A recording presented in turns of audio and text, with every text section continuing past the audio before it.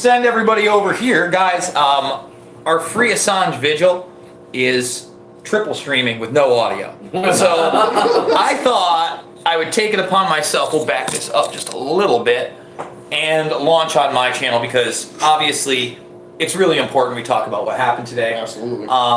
Especially with the media kind of obfuscating and not even really reporting on the fact that Assange is behind a glass wall. Yeah, inside a bulletproof glass box. It's like the Pope Mobile without the Pope and all the prison. Yeah, That's what it is. Like it's Yes. you know, without any of the fun of being the Pope, and you're not being able to defend yourself against an unjust kangaroo court that's trying to extradite you so you can spend the rest of your life in pound me in the ass prison. Yeah. So the media tried to say that the protesters were actually obfuscating Assange being able to understand what was happening at the trial. Why don't you read what actually happened, Dak? And by the way, wait, let's introduce everybody. I'm sorry, I'm rude.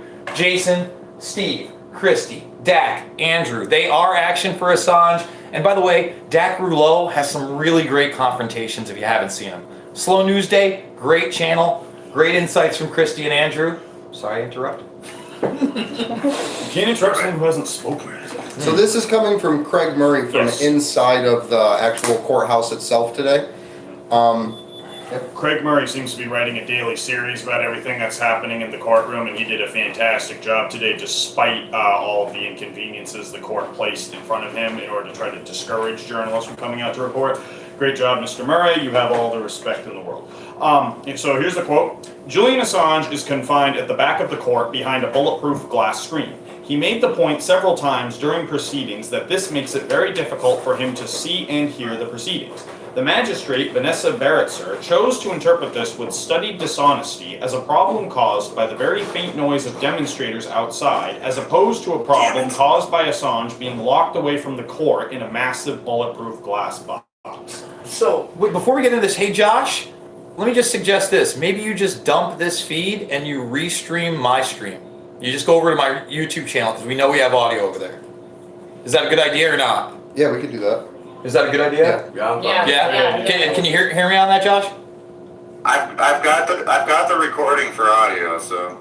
Okay. All right. Well, I guess. Either way. All right. Yeah, whatever All right. makes it work. So I apologize. No, you're good. Multiple journalists tweeted this out today from the court that Julian was asking for the court to tell the protesters to be quiet, essentially, or to be quieter, and that was what was preventing him from being able to concentrate. So Craig Murray has a completely different story of how this went down. And it seems much more accurate than... Correct, Right. yeah. And as Craig Murray goes on to describe that, Julian Assange doesn't necessarily need to be in this box. This is for a violent offender. This is... It's for a show of force. That's why they have him in there. It's so that way they can still say, even in the trial, to see if you will be free, we are going to imprison you in the courtroom. And, you know, my audience might be familiar, but it reminded me of the story I did earlier in the year where they took the former president of Egypt in one of these closed courtrooms, and he actually died in the box. He died in the box. He dropped dead in court, and I don't know how far we're away from that. You know, people don't realize the world is very big, and just because it's not happening in the United States or in Europe, where there is still some semblance of freedom of speech and a freedom of press, they don't understand that in places like Egypt, they have closed doors, and they have dictators that decide, and yeah, you're on trial in a magic box, but you might not make it out. And nobody questions it. And by the way, months later, that man's son was killed. So if we allow this guy to be extradited, our system is just another step closer to that system. Right. And we can't allow that. I mean, we see it even in Chelsea Manning's case. She's been in jail for the third time for the same charges, attempting to make her perjure herself because they already have everything they need in this prosecution. Which she's made perfectly clear.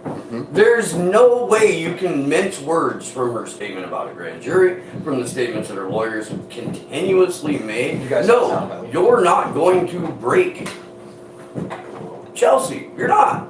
Like, there's no two ways about that. She's all, fuck your court system, fuck your grand jury, fuck your fines, fuck your time. I've already spent 77% of my adult life incarcerated. I can do the next 3 months on my fucking head. Alright? Like, there's no Yeah, you back can't down break there. someone that for almost half of their life at this point has been in solitary confinement or in prison for multiple hours a day without human contact. Anything they try to throw at that is just, it's moot at this point. Someone knocking? I think it's not downstairs. Oh, is there a downstairs? Yeah. Oh, they're mad at us probably. I don't think he's mad at No, us. we were way louder yesterday. Yeah. Yeah. Oh, really? Yeah, we were like going at it. Oh. And he broke I mean, his this is door it. last night. He broke the key off in his door. Oh. Yeah. Oh, okay. Well, sorry I guys. shouted down. I'm like, I build and fix stuff for a living. While we're talking Chelsea Manning, we should probably talk about Chelsea Manning and that opening document that they're going to defend. I mean, they're saying in this document, of the witnesses they're going to call a forensic expert that's basically going to put it to rest that obviously Julian Assange did not help Chelsea Manning hack anything. Right. You can call him a hacktivist all you want, but that's why the 2020 National Counterintelligence document doesn't just do hacktivist, it does leaktivist and public disclosure organization. That makes it so. Listen, Chelsea Manning wouldn't have had to hack anything. Could have just gotten documents, given them to me, you, or anybody that's part of an organization or has an ideological motive, which is also in that same sentence, and we release it to the public. Because maybe the public should know that children are being raped in front of their parents at Abu Ghraib prison. Maybe they should know that. Maybe they should know when journalists are being targeted by our drones. It's weird. And then they circle back and kill the first responders, drag the children on a 9-hour car ride, only to turn around and drag them on another car ride to dump them at an Iraqi hospital against U.S. laws of engagement. But there is something interesting here in Craig Murray's article that suggests that perhaps Assange is guilty if Manning was guilty. Here's a quote here. The 1989 Official Secrets Act had been introduced by the Thatcher government after the Ponting case, specifically to remove the public interest defense and to make unauthorized possession of an official secret a crime of strict liability. Meaning, no matter how you got it, publishing and even possessing made you guilty. Therefore, under the principle of dual criminality, Assange was liable for extradition whether or not he had aided and abetting Manning. The Lewis, that's the a lawyer for the United States, then went on to add that any journalist and any publication that printed the official secret would therefore also be committing an offense, no matter how they obtained it, and no matter if it did or did not name informants. But wouldn't that be United Kingdom law and not extradition for the United States? But even so, they're saying therefore, it makes Assange eligible for extradition. I see. Which from a Because it legal takes angle the- makes the first charge make sense for the U.S. to try to pull them over here then. So but the whole narrative that they need to establish is that Julian Assange is a cyber criminal, he's a cyber terrorist, as Joe Biden called him, a number of other presidential candidates, and to keep the political aspect and the political persecution out of it as much as possible. Because once they do, the treaty breaks down, the U.S.-UK extradition. Well, treaty. the Queen's comments alone nullify the entire case. Because But- she literally said, I can't weigh in a political case. Right, so a Julian Assange But she supporter could. wrote to the Queen asking her to intervene in this matter, and her response from an official letterhead was, yeah, exactly what you said, she cannot intervene in a political case. But she and she could. She could. But she could. But she I just can't. want to let everybody know. It hurts the, 100% she it hurts could. the national interest for her to intervene. But in her saying she can't because it's a political case, nullifies the extradition agreement that says it can't happen in the matter of politics. That's what this is all about. On top of that, though, I want to just point out that is the ultimate nepotism, aka rule by bloodline, that a woman that was never elected to anything literally has this man's hands in her life and has for many other people, and she's not going to pull the string and say, you get to stay.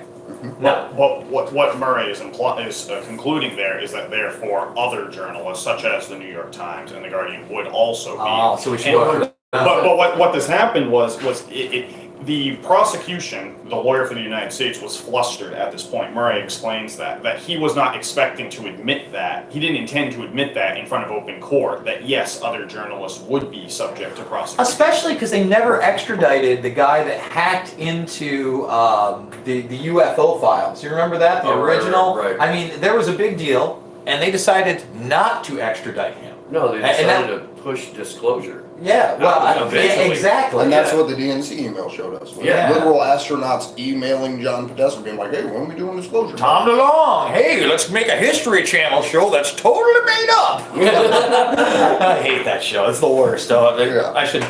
While we're talking UK politics, I think it's also important to give Jeremy Corbyn credit for standing up in Parliament and putting Boris Johnson Yes. on the spot to say, what are you going to do? And Boris Johnson essentially saying, well, he's going to uphold the freedom of the press and free speech, but would not make the comment on Assange. And if you read this documentation, his lawyers truly believe that after this Rohrbacher intervention, we'll call it a meeting, an offer, whatever. After this, when Assange did not cut a deal, it was actually Trump's DOJ that wrote this indictment up. That this was not in the works under the Obama administration. Now, I don't know that for a fact, but that's what the lawyers are putting in their opening statement, that this was a vengeance, and the new intel officer, or intel chief, has actually been on this case for many, many months, making the case for Assange before getting this position, and basically waiting to be prompted into the public eye at this very moment, while we may extradite him here and charge him. And it's gross. It's gross to see it all play out like that because it literally comes down to it's just the ultimate unprinciple. Because that offer is literally saying, hey, Julian, violate your principles, turn your back on what you believe in to get this thing, and then the whole charade can start to come down. Or Yeah, we can make all your problems go away, kid. Mhm. All you gotta do is say these couple of Right. words. Which just, is the just same the words. fucking Just say thing the they're doing words. to Chelsea. It's I read it today when we were doing the protests out in DC because I don't even know if they heard us talk about that earlier. No. The introduction to cypherpunk specifically talks about this situation, and it is that the cryptographic community, no amount of force can solve the math problem of the communications that they've had if there was any extra than what they've already seen. The files that they've had, all these other things that are added in there that as the public, people don't know. Like the WikiLeaks insurance files Yeah. and shit like that, where you have to be some kind of decryptor to even try to attempt to get in there, or you have to have the key, which is the answer to the math problem. So Julian and Chelsea's situation comes down to no amount of force can solve the math problem. And that's what we're seeing. Because in cypherpunks, they mention throughout the entire thing, like the use of torture and all of this to try to solve this math problem. And what it's come to is the complete erosion of all semblance of rule of law. Yeah. Like none whatsoever. There's a treaty that bans extradition for political purposes. We know it's a political ordeal. We know that he's a political prisoner. And yet here we are pushing forward. They are pushing forward with this. There's no rule of law. None. It's so farcical that we've got Weinstein getting 1 to 3 years. Maybe in a fucking club bed. Probably. More than likely. Or see, because the punishment for Weinstein there is literally just being walked out in cuffs. Like the public shame of being found in cuffs, walked out of a courtroom. And weigh that to all of these almost a charges. decade in arbitrary detention and torture and solitary And confinement. meanwhile, while we started the protest from the White House, maybe one street up, there was an elderly gentleman, probably in his 70s, that looked at us and said, "He's a rapist." So instead, So, did you ever hear? Well, I want to word this in a way that I Yeah. don't. That is right. Eh. We have a president that says grab him by the pussy, Sure. right?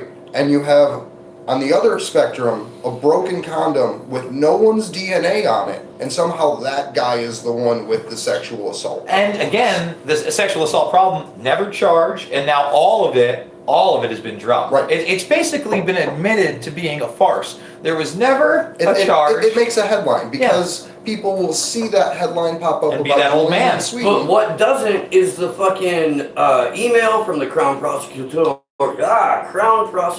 Service to the Swedish fucking government, to the Swedish police, saying, hold him. Don't get cold feet. Don't get cold feet. Go through with this. So you guys- make sure it happens. There's another series of tweets where the CIA is talking to, I believe it's the British at this point, saying, we'll throw enough charges at him to keep him occupied for the rest of his life. So the U.S. prosecutors, in their opening statements today, really diminished what this would do to journalism. They diminished the need for the defense to even provide any evidence, and they really diminished the sentencing that Julian would get if he was brought to the United States, and said that simply this is just about whether or not the extradition should move forward, and that no witnesses or evidence should even be brought in this hearing that has started today.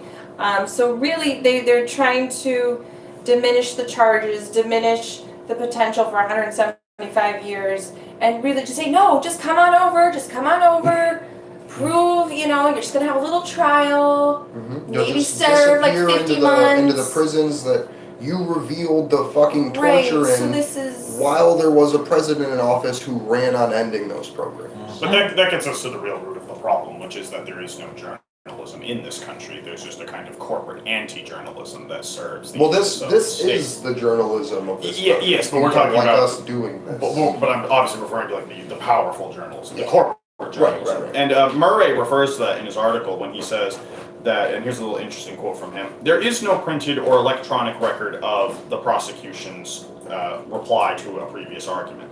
His original statement was provided in cut and paste format to the media. His contradiction of it would require a journalist to listen to what was said in court, understand it, and write it down. There is no significant percentage of mainstream media journalists who command that elementary ability nowadays. Journalism consists of cut and paste of approved sources only. Lewis could have stabbed Assange to death in the courtroom and it would not be reported unless contained in a government press release. Unfortunately, that's not a facetious statement. It does mean that only what is presented to the public by an approved official authorized source will be disseminated for widespread consumption. And you know what? State television. Let's talk about that because I think it's really important. And there's a glaring example of that and how it goes even beyond our government and now into social media. You look at less than a month ago, probably 3 weeks ago, Zero Hedge tweets out an article saying the coronavirus could possibly be a bioweapon and from a lab. Yeah. Immediately terminated from Twitter. I'm not sure what the suspension was, 2 weeks or whatever, but they're getting suspended. Here we are yesterday. That is the headline at the New York Post. No. The New York Post is not going to be suspended. No, They're not going to never. be kicked off. They're the authoritative source. Right. The Afghanistan papers that the Washington Post went through, 3 years of FOIA lawsuits, $300,000 that we don't have. If we want to go through the FOIA process, do you have 3 years and 300 grand that you can? I do not. Yeah. Do you? Anybody? 300 grand line? No. Not on me. And all the Afghanistan papers did was validate every single thing that WikiLeaks had published about the Afghanistan war. It validated all of the leaks that Chelsea Manning provided, 100% corroborated it, and zero people in state media made that connection. What state media? What about fucking Tomorrow's News Today? Were they talking yeah. about the Afghanistan papers? By the way, get ready, Owen Schroyer. I'm coming for you tomorrow, buddy. We're gonna have a talk. We're gonna talk OPCW. We're gonna talk about the complete blackout of Assange and the extradition over at the mainstream alternative. I don't even know. You know what I need? I need a pie in front of me with chili, and I need to smell like Julian Assange. I'm gonna take it to Roger Stone. We're going to take out Bill Barr in the deep state. Bob Barr in the deep state. Bill Barr. I always confuse that. Billy Bob Barr. Yeah. Billy Bob Barr. And then, you know what? We went to the DOJ today, guys. Oh, it's Yeah, let's talk about what we did today. Yeah. And when we went to the DOJ, they have this huge quote about justice and social security and happiness and furthering our human race. race, but yes, human Yeah, race. They're yeah. not. And what I found ironic was the dozen or so people that were outside to protect the Bill Barrs of the world and those deep staters were all people of color. Mhm. I don't think there was a white guy amongst them. So when I stepped up to the plate and I said, "Hey, man, those missiles we sent in after that fake Duma attack killed plenty of brown people," and I'll tell you what. I saw people look at me and they're like, "You know what? They fucking did." They did. Yeah. And if you're not willing to step up to the plate for every single innocent human being out there and go after the predator class, no matter who they are or what political party they support or whatever the media is saying, you're not worth your salt. You have no integrity. Stick to your Fleming Steakhouse bullshit.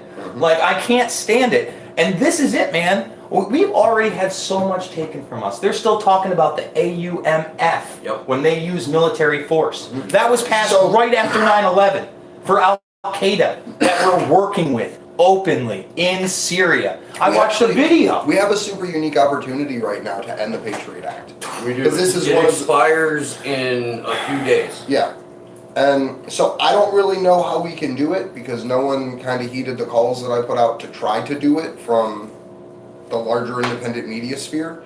But that's something that's coming to an end, or could be coming to an end. And it's not covered anywhere, it's not pushed anywhere, and that dates back to the AUMF and the things that they're using to actually strip our rights away. Because one of the big things we talked about today at the event at the White House specifically with all the different reporters and things like that is the access to information, whether you're fighting for immigrant rights, whether you're fighting for First or Second Amendment rights, whether you're fighting for literally the rights of people to live their lives without having violence committed against them.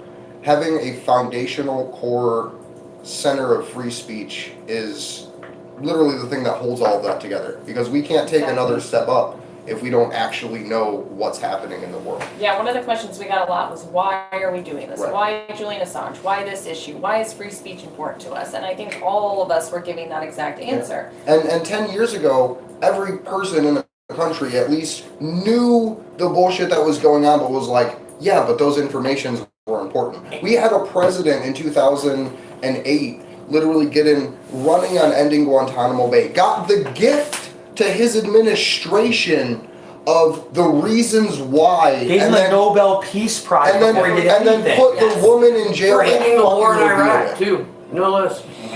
Dude, I'm so glad that you brought up 2008 because it's got to be 2 weeks ago now. But I went and I got one of those debates from 2008, the first ever YouTube CNN collaboration. Oh, yeah. Anderson Cooper. It started anti-war. Everybody asking a question was asking when we got out of Iraq. Everybody up there had a plan to get us out of But dude, Iraq. so why is it that the Democratic Party only does debates and town halls on CNN right now? Why do you think? So that way they can completely control the narrative and keep any question like that out. And you know what? As little time as they gave to Mike Gravel and Dennis Kucinich, they still got time and they were still on that stage. Yeah. They And did they everything took in their people- power They to took get people Tulsi off. out with thoughts and ideas. They had people removed from the public consciousness based on the decisions those people made that impacted other people's lives. And it's degraded to the point that it's just a public open shit show, and it's crazy. The corporate media has become an anaconda where now any person with any kind of integrity has to be suffocated. Like, they used to at least allow those people to stand on stage to act as punching bags, to be sort of a contrast to the more dignified, respected people like Obama. They gave Ron Paul a little bit of time to go up and talk about the They smeared him, but you're right. You got to talk. But with Not in 2012, though. no, he did in 2012. He was, Oh, that's right, he did. He had a Well, 2012 is when they began to co-opt, in my Yeah. opinion,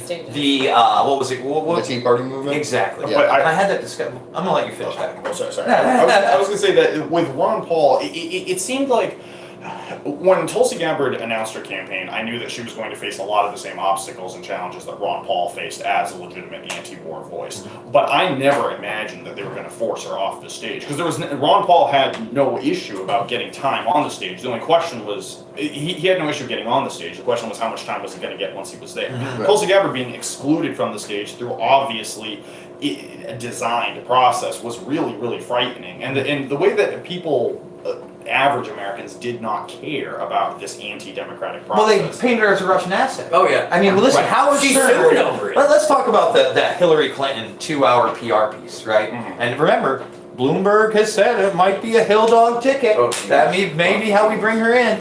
She smeared Tulsi. She smeared Bernie. She brought in, I mean, I'm probably the youngest generation that still might listen to Stern. You're talking about 40 to 60-year-olds, like that gentleman that's like, rapist. Yeah. So that same kind of guy is going, Russia, because they believe that narrative. And talking about the narrative set with Ron Paul especially, and the co-opting of the Tea Party movement, right? In my interview with Wired Magazine, he brought up the Tea Party movement. And I go, dude, we were the original Tea Party movement. Absolutely. In 2006 and 2007, We had people with the 9/11 Commission with holes dressed up like Revolutionary War heroes, Yep. throwing it into the San Francisco Bay. And I showed him that, and he goes, well, why don't anybody ever talk about this? I'm like, because we were behind Rand Paul in 2008. He had gained enough momentum in 2012. Ron Ron Paul, sorry. I'm an asshole. Ron Paul, Ron Paul in 2008, he'd gained enough in 2012 that if things were fair, he probably could have won. He won some primaries. Oh, sure. But instead, you co-opt this movement, you paint it to be racist, you paint it all to be right-wing, when, as a Tea Party guy, I'm as fucking not right-wing as you can imagine. I believe in freedom and personal responsibility and not going to war with everybody, you know, and I'm on board with a guy's like that because we don't have that anymore. It's just like, listen, I might not be down with the universal basic income that Tulsi said she'd be down with. I may not be down with her climate policies. I may not even be down with what she said on torture. But she's the only one up there saying we need to get out of Syria. We need to get out of Afghanistan. We need to get out of Iraq. She was the only one willing to recognize that the OPCW releases came out. Like, I'm no fan of Tulsi, and I've been very vocal about my distrust based on her history, but that's still, no one else put themselves up to say that was a fucking false flag, and we were lied to at the behest of our own government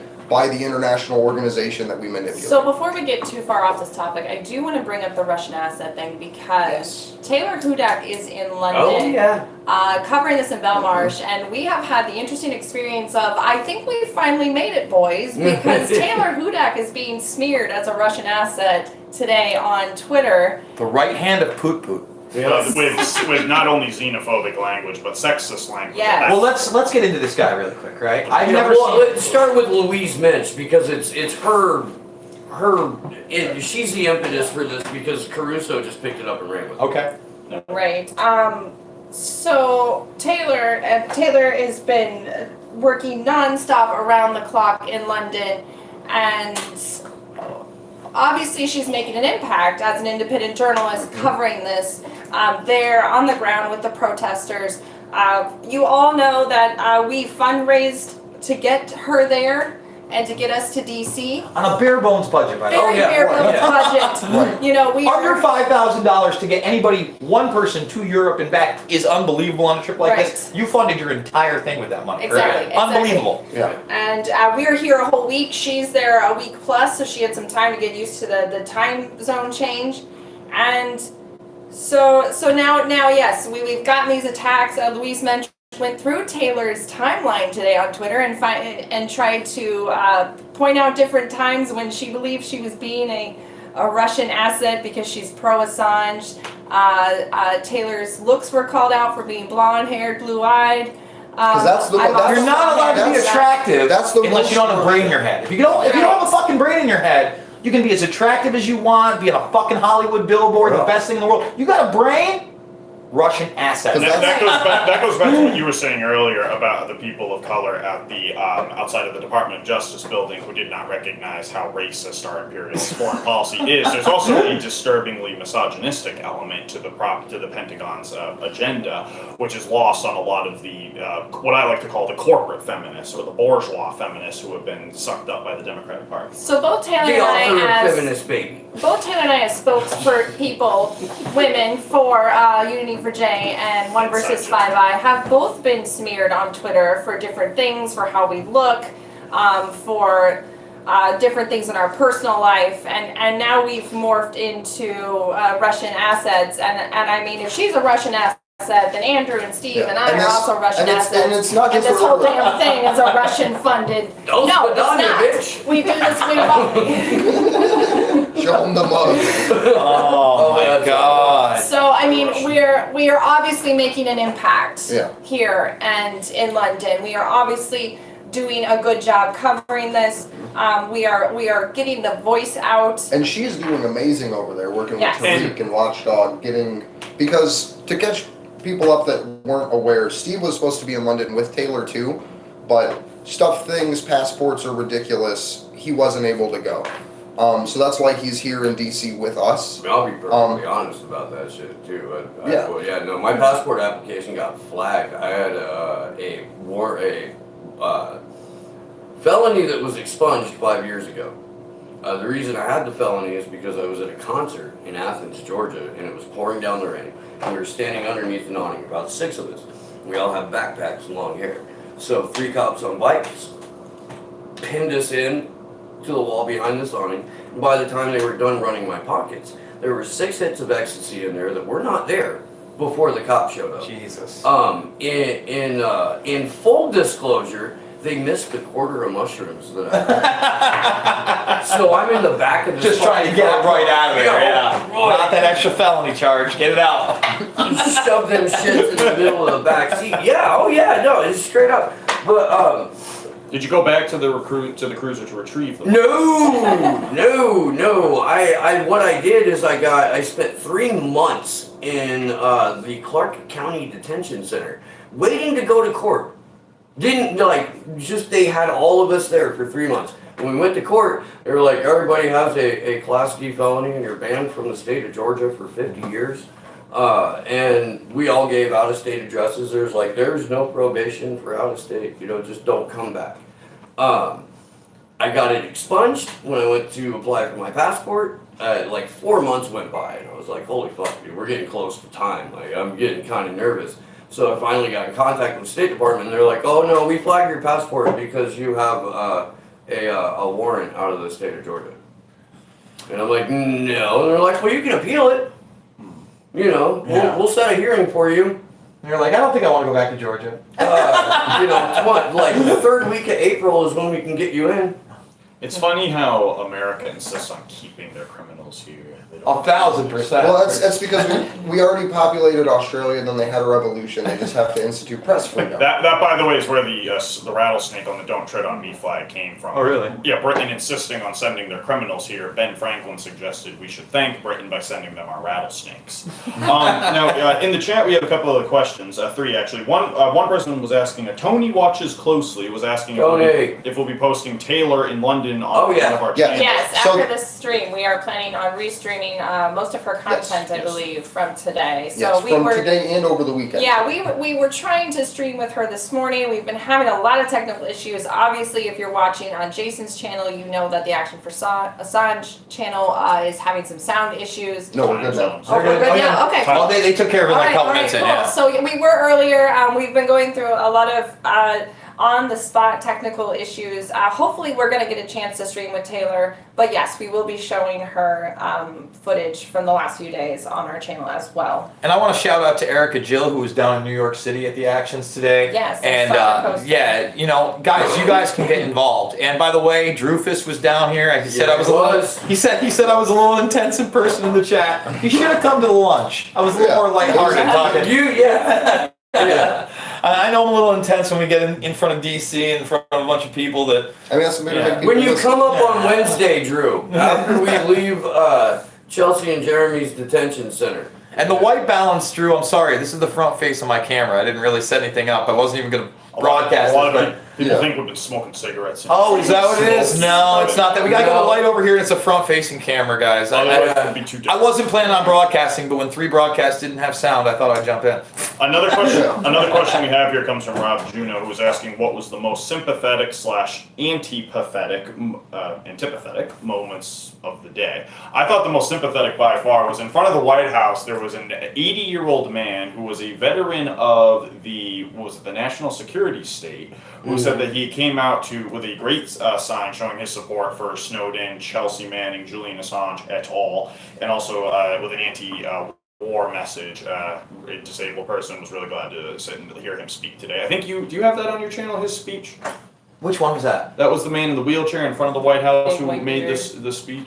I'm not sure. I remember. Yeah. There's definitely footage of that man when we find out. And when we can find out now. Rupley should have it too, I believe. Oh, Rupley Ford is fine. Fisher will have it. Spending. Probably. Yeah. Yes, Yeah. Ford Fisher was there too. Got And you know Henry what? News to Ford. share. Listen, he stays completely neutral, and you need that. You need somebody who's just going to be the camera on the ground. Right. And because think of it this way, guys. That's what they don't have in China. Forget about what spin you're hearing from this source, that source, everybody trying to decode it. What you don't have is journalists just on the ground observing. Right. And that's dangerous. And that's the kind of, slave state we're headed towards here. They beta test so many things in China. I can't imagine a country where essentially all of us are locked down. Well, the UK rolled out social credit scores. They have come out and publicly said that the use of artificial intelligence through the government apparatuses of the UK has been almost completely undisclosed to the citizens. While they're rolling out facial recognition programs, while they're putting in all of these other dystopian elements with the most CCTVs per capita. And forever they've had, Yeah. for 10 years they've had Yes, this. Just a real quick thought, when we go back to the DOJ on Friday, we need to read the text that brought pre-crime into existence. That would be excellent to do. Right at Bill Barr. I would actually like to read the other speeches, we were talking about this earlier, the other speeches throughout history that are direct violations of the Espionage Act. Because the officers rolling around with us aren't even gonna realize that we're violating some law that was written in 1917 to take down a socialist organizer. Yeah. Like, that's all it was. That's why we have the Espionage Act, is because there was a guy that was speaking out against World War I. That's why the 1917 Espionage Act was created. One of the first people prosecuted was Eugene Debs for the crime of trying to persuade people not to join the military in World War I because it was a banker's war. Imagine a banker's war. Who would have I guessed? can't imagine it. Jeez. You know, those bankers, I bet they want to be on the front lines pretty bad. They do. That's why they fund it so well. You know? That's why. Yeah. They just They want wish they could just get right in there, get the bad guy. So does anyone want to take a stab at how many protesters we had? 30. Yeah, at the beginning of the day, there were probably closer to 50, but then that fizzled out and Cody Pink left. Yeah. We need more. God Yeah, bless We them. need Take more. We'll take more. We'll take more anytime. We need thousands, to be quite honest, guys. Yeah. And not Major city. thousands, we need tens of thousands and hundreds of thousands. And we better start kicking and screaming, or we'll be kicking and screaming in our high rises where we get locked up in pandemic level whatever, like they are in Wuhan. Or we'll be kicking and screaming from a fucking soundproof box inside our own courtroom. Yeah. So let's talk about what we're going to do tomorrow and why we're going to these specific locations. And then we should get on with the candlelight. Yeah, that sounds cool, yeah. Absolutely. So tomorrow we're going to be meeting outside of the Hill at noon, and that's because Christy and Steve are going to do an interview on fault lines, and it is in the same building. We're going to be at ABC, CBS, Washington Post, and Washington Examiner. CBS is kind of out of the way in their video, so we may not be there. But we're meeting up at the Hill in DC at noon. And we're going to be doing, we don't really have a good word for it, but like newsies or like the extra, read all about it. And we wrote articles from the future of journalists from those institutions who referenced and cited WikiLeaks in previous articles that would also be found guilty of the Espionage Act should Julian be brought here for prosecution. Yeah, so So- we're bringing the dystopian future to the media tomorrow to let them Yes. know that they are next, essentially, or Well, they but could be next. if nothing else, are not every member of the mainstream media part of a public disclosure organization? Isn't that what the fuck they're supposed to be doing? Well, they don't. Like they're not part of a public disclosure organization. They're part of an Stenography and talking points. They're part of an organization funded by the military-industrial complex, the Koch brothers, big pharmaceutical industries, and banks. And That's- big pharma, like, I mean, that's people not don't public. realize, man, Yeah. it's gotten out of control. Yeah. Right. Like their ad level is beyond just about everything. As You many watch any problems. sort of news program and that has commercials Yeah, and you're and that's the seeing thing. 75% The big news pharma. is what? I'd say a 70, 80, sometimes 90% fear porn, depending on what Oh, you're yeah. watching. Yeah. So you're already in a state, whether you realize it, if you're buying into the bullshit they're selling you, of panic, of fear, of paranoia. So why not play on your other paranoias and say, you better fucking get this pill to feel better. We, You know? while we were, after the protest today, we saw on CNN, there was, of course, a big, elaborate tribute to Kobe Bryant. America is still in its, 30th day of mourning. I don't think we'll ever get over it as a population. Like, Yes, Yeah. and with all due respect to his I'm still not over Harambe. To tell you. Well, yeah, there was, well, but the reason, I gotta get more the reason I fire. find this emphasis on Kobe Bryant's death to be so lurid is because this is the NBA, an institution that, in collusion with local governments, impoverishes communities, mostly communities of color, to take away tax dollars that could be used to fund schools and other social services, and instead creates these adult playgrounds, as Rashida Tlaib describes them.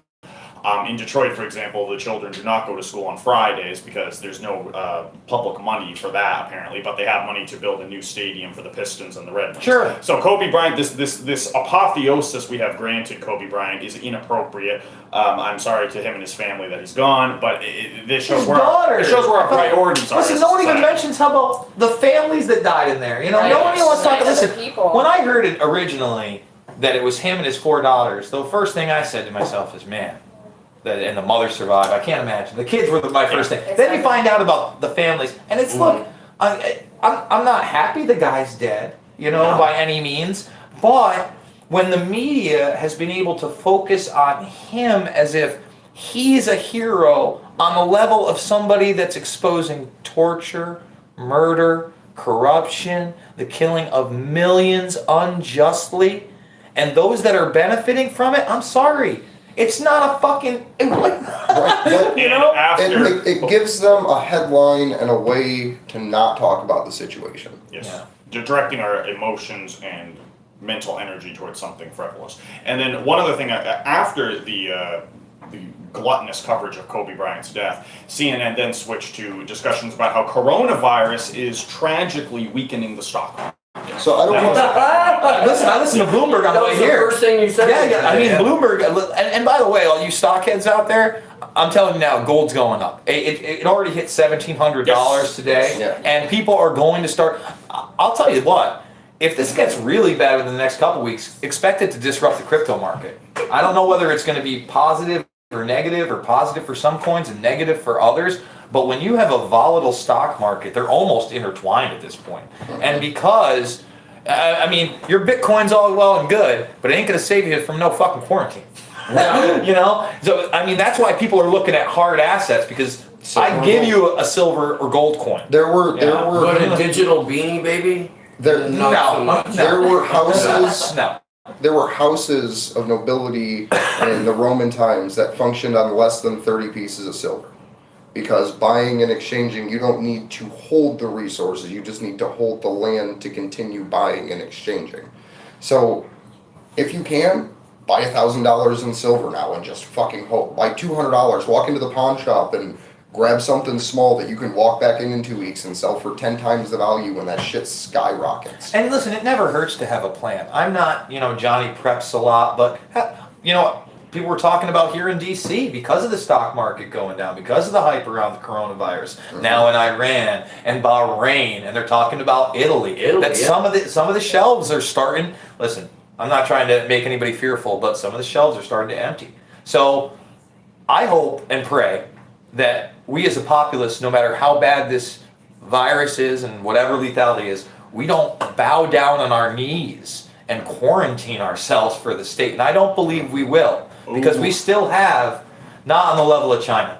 There will be communities that do it, but I really feel, because we're an armed populace, and maybe I'm wrong, maybe I'm being naive, maybe we're too far gone, but we still have free speech, and we still, I don't want to be China. I don't want to be China. This is the problem we have, is Yeah. that this coronavirus fear-mongering is intended to make people more and more comfortable with the idea of the government stepping in and hauling people off for their own protection. Yeah. Likewise for the banning of people from Twitter and other social media platforms. Likewise for the prosecution of Julian Assange. It's that the government knows best and that you cannot be trusted with your own intellectual volition. That is the message that's being sent here. So I don't want to be that guy, but Kobe Bryant was one of the most beloved basketball players in China. And I'm just going to leave it there. But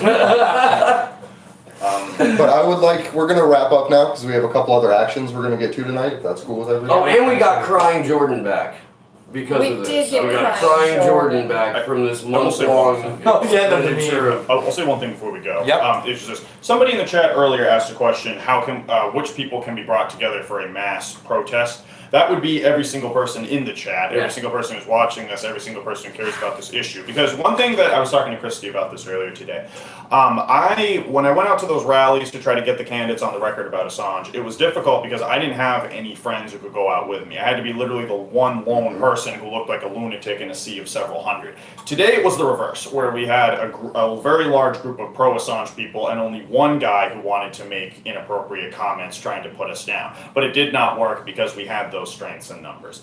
And that's really what's been the great reward of this work for me, is that my life has changed so much since I started trying to do something for Assange. It's brought me into contact with so many great people, a lot of people in the chat, a lot of other people that I've met strictly through this work that I don't want to mention right now because it would take too long. But yeah, it's been so incredibly rewarding. This in itself is a reward, and it shows that we still have some life in us, even if the state is trying to strangle it out of us. And by the way, even if a large group wants to label you the black sheep, guess what? That doesn't make you wrong.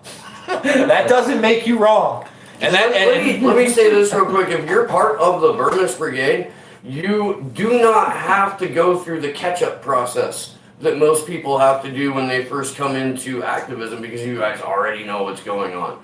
You can walk in much more informed than most people would into this movement, and actually make some fucking noise for press freedom around here. We're 40,000 strong. We're 40,000 strong. We fill up the fucking arena, a big one. That's what with those 40,000, you and Erica Jill did it today. That's twice the size of any NBA arena. That's right. Yeah, I mean, come on, guys. We have strength in numbers, and they suppress the hell out of us. I was talking to a normal YouTuber, because YouTube creators, they put out their things, and they're like, well, if your suggested videos aren't as much as your homepage videos, well, maybe there's a problem, right? My suggested videos are at 6.5%, okay? 50.1% are home screen. In other words, people that literally put me there, okay? When I told this guy that, he could not believe it because his numbers, even going down, are still at 22+%, right? And he has a 2 to 3 minute average watch time on his videos. He's got 500,000 subscribers. It's Pokemon stuff and like that. My average watch time is 9 minutes. You know how amazing that is for YouTube? I'm not trying to toot my own horn, but my average watch time on videos that we don't usually do the long form. We usually do 10 to 15 minute videos. To have a 9 minute average watch time is unreal. And it's because they don't want people seeing your content. It's the crazy, these people, the hyper-capitalist class, so to speak, wants to produce a product that people want to use until people want to use it for a purpose that they don't want them to use it for. Yes. I've told this story before, and I'll say it again. Is that when I went to the Pete Buttigieg rally and I asked him about Assange, a crowd of about 300 or 400 applauded when I said that Assange was dying in prison. So I left immediately after that, and I could have, I didn't feel humiliated. Who applauds death of anybody? Well, here's what happened though. When I was on my way out, there was some kid who was probably not even 18 years old who was working for some media company. He stopped me, so he was going to have to give me a fist bump. And I don't know who that kid was. I'll never find out who he was. But the fact that that one kid saw the example that somebody can go out and try to make a difference, at least, that will stick with that kid. And that was well worth all. It's a human connection without words. Yes, exactly. And as we were marching today, we had a lot of people filming us, a lot of people shaking their heads yes during our chants. A lot of people came up to us and said thank you for doing this. So yeah, it's, I saw one guy in a little two-scoot going, dun, dun, dun, dun, dun. It was just there was a homeless man. Man who asked for a sign. Yeah. Well, there was, literally. Not making it up. And that's because people put into the shitty socioeconomic situations understand, even if they don't know the intricacies of the case, that the system itself is fucked. That it's designed to break itself when necessary to prevent other people from stepping in to break it. Because honestly, the US government has done more damage to its own self than Julian Assange ever would, simply by trying to prosecute him and destroying their own laws. People being a little flirtatious. If you're in the DC area, tomorrow we're in front of a couple mainstream media outlets. If The Hill, Washington Examiner, Washington Post, and CNN, maybe CBS and ABC. Wednesday we are at the William Truesdale Detention Center in Alexandria, Virginia, where Chelsea Manning and Jeremy Hammond are incarcerated. Thursday we are in front of the Capitol building. And Friday, we are back in front of the White House, on the Trump Hotel, and concluding again at the Department of Justice, where we will be screaming at the building for a little while. And I gotta say, man, it was, if nothing else, cathartic. Yeah. It was. And if you cannot make it to DC to be with us, you do not have to do that to do anything. Go put posters up on your on the literal light poles outside your street. Like to Dak's story, I was the one crazy person in my city. That I was the guy walking around at 2 a.m. stapling posters to telephone poles by myself. All my friends thought I was nuts. But it starts somewhere, because it comes down to the quote about that Julian gave about injustice and how if we allow ourselves to be desensitized to it, then it just We can't allow It's apathy to fucking police the insane. populace, man. No. We just can't. You got to break out of that. You can make a difference. You Right. have great I do want to power. repeat that tomorrow morning, Steve and I will be on Fault Lines Radio at 8:30 Eastern. We're actually going to be in the studio, so if you follow Fault Lines on Twitter, you can go give them a follow, and you'll actually be able to see the video on their Twitter feed.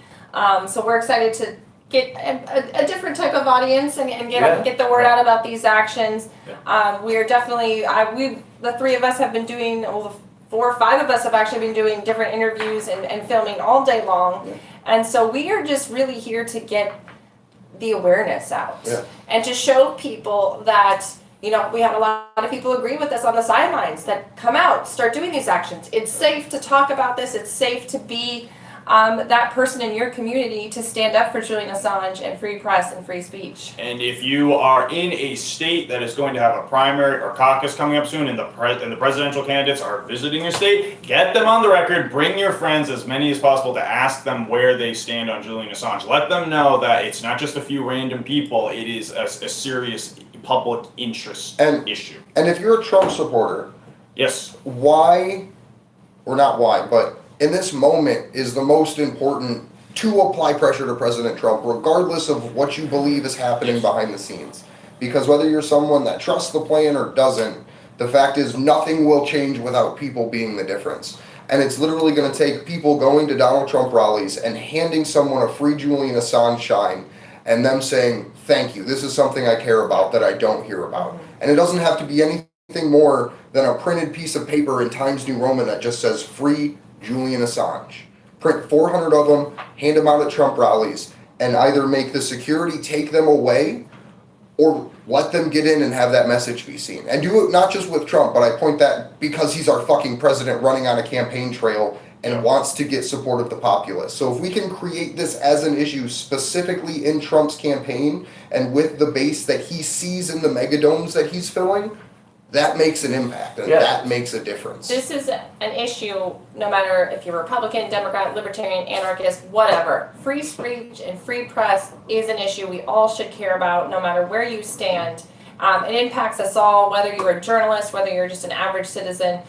If we don't have this kind of information, we cannot change our communities, we cannot better our lives, we cannot elect people who will enact these things that we want to see for our children and our grandchildren. Because at the end of the day, it's not about who you vote for, because all of those people are just asking you to make concessions now for the hopes of something in the future if they're not standing up for Julian Assange in this moment. Because that's literal my line in the sand of support for a candidate is, okay, what's your stance on Assange? And it doesn't have to be educated. It doesn't have to be intellectual. It could just be, I don't know, but I think he needs to go free. Whether, I was just gonna say, whether it's repatriation to Australia, whether it's just walking out of the front doors of Belmarsh prison, whether it's going to Iceland or some other, hopefully not Five Eyes nation. Right. By any and all means necessary, we need to get that man out of that glass box. Some of my best conversations on the campaign trail were with Trump supporters. I met one man who said that he did not support Assange when the Democrats were in charge, but then when Trump took over, he realized, okay, just because Assange is revealing stuff that hurts Hillary Clinton, that doesn't mean I can be a fair weather fan of Assange. So he agreed with me that Trump should drop the charges. And I encouraged him to put pressure on Trump to drop the charges. If Trump were to get the DOJ to drop this case, he might see a lot of a surge of support in November. And you know, since we are going to wrap it up, and we didn't say this through the whole thing, Trump is the guy that said he loved the WikiLeaks. He couldn't get enough of the WikiLeaks. How about those WikiLeaks? You want to know who loves the WikiLeaks? Everybody here and everybody watching, because you value public disclosure of war crimes. And you value information that lets you make an informed decision on whether we should fucking be killing brown people or not in another nation thousands of miles away. But the media doesn't want that. And I refuse to play politics and just let that pass. So if you were a Trump supporter and you're still a Trump supporter and you love the WikiLeaks then, but you won't call them out on it now, for shame. Yeah. think that'll probably wrap it up for this evening. We are now headed to a different little event, which I I guess. think we are gonna be live streaming as well. We will. I'm gonna try. I'm gonna Hopefully bring we another got the phone. sound, but we shall see you folks shortly. Stay tuned throughout the week, and we will be back for plenty more. Thank you. And Burmese Brigade, thumbs up, sub, share, hit the GoFundMe. Let's get it to 3K before I leave. I've got 10% battery on this one. I gotta go. I love you. I'll see you on the flip side. Right, Steve? All right, Take care, y'all. everybody. Cool, cool, Yeah, cool. I'm gonna get